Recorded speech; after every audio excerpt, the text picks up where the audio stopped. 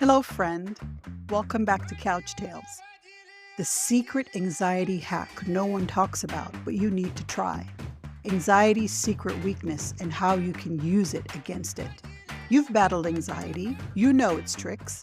The racing thoughts, the overthinking, the sudden, why am I panicking over something ridiculous moments? But here's the thing. Anxiety has a weak spot, a glitch in its programming, and almost no one is talking about it. Today I'm sharing one powerful thing that can rewire your anxious brain and help you stop spiraling. It's backed by science, used by psychologists, and best of all, it's surprisingly simple. So stick around because by the end of this episode, you'll have a tool that can flip anxiety on its head. And trust me, the ending is going to be great. Let's do it.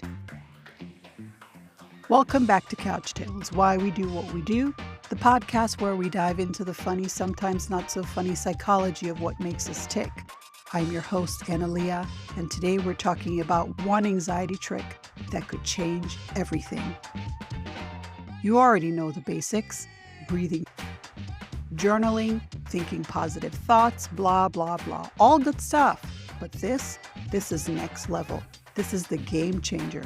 So if anxiety has been running your life like a terrible director, we're about to steal the script back. Let's go. Story number 1, the grocery store panic attack. So picture this. I'm at the grocery store, regular day, just trying to buy some cereal. No big deal, right? Wrong. I get to the checkout line. The person in front of me is taking forever. My heart starts racing. I feel trapped. Why am I suddenly in fight or flight mode over a bag of Frosted Flakes? My brain, run, abandon cart, ask no. Reality, I'm just standing there breathing like I ran a marathon, convinced the cashier can see into my soul. Behavior breakdown, this is anticipatory anxiety, when your brain decides something terrible is about to happen, even though nothing actually is. But here's a trick. Instead of fighting it, I did the one thing anxiety hates. I named it out loud. Yep. Whispered to myself, "Oh, hey, anxiety, you're back. Love that for me." Weirdly enough, it worked. The panic didn't disappear instantly, but the intensity dropped. Like I poked a hole in a balloon and let out some air. Why? Because naming anxiety takes away its power.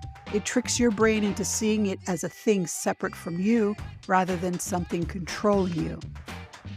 Story number 2, the email that almost ruined my day.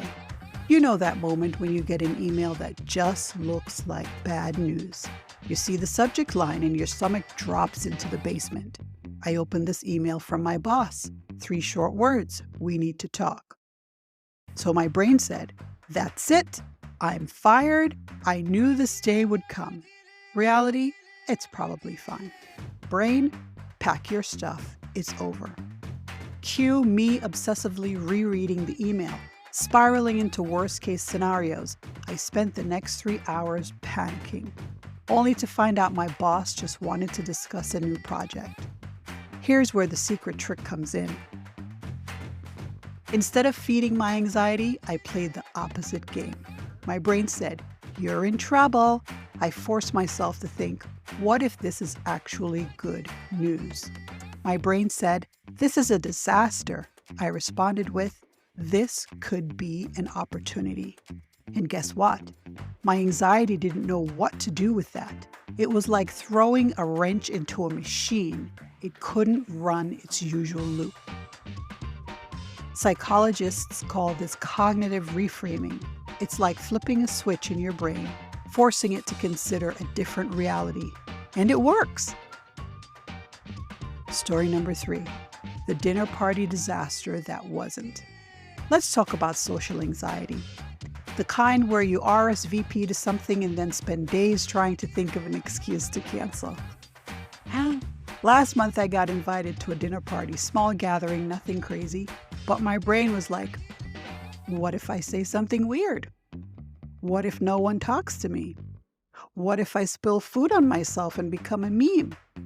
So I tried something different. Instead of sitting with those thoughts, I pulled out my phone, set a 30-second timer, and let myself imagine the worst case scenario.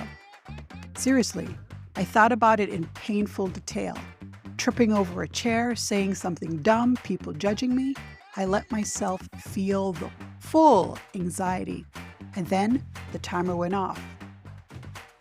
That's when I asked myself, okay, now what's the best possible scenario? Suddenly, my brain had to work just as hard picturing a good outcome as it did a bad one. And guess what? That's the trick. Anxiety is an habitual overthinker. It's going to create a story no matter what. So why not make it a good story? Just a friendly reminder, this is not professional advice, just science, psychology, and some life experience. Take what resonates with you and leave what doesn't. The one trick that changes everything. Here it is, the secret anxiety hack no one is talking about. Make anxiety work for you. Instead of trying to fight it, redirect it. Anxiety is just energy. It's your brain running on overdrive, but you get to decide where it goes. Try this. Number 1, name it. Say, oh, it's just anxiety. Treat it like a passing thought instead of a full-blown crisis. Number 2, reframe it. If your brain is imagining disaster, force it to imagine a good outcome too, balancing the scales. Number 3, time it. Set a worry timer. Let yourself panic, then move on. Anxiety hates time limits. And number 4, use it. Feeling anxious before something big? Turn it into excitement. Your body reacts the same way, whether you're happy or scared, whether you're excited or worried. Racing heart, adrenaline rush? So tell yourself it's energy, not fear. Thank you for hanging out on the couch. If you're still here, first, gold star to you. Second, go ahead and hit that subscribe button firmly so you don't miss any more brain hacks like this. Anxiety is a drama queen, but you're the director.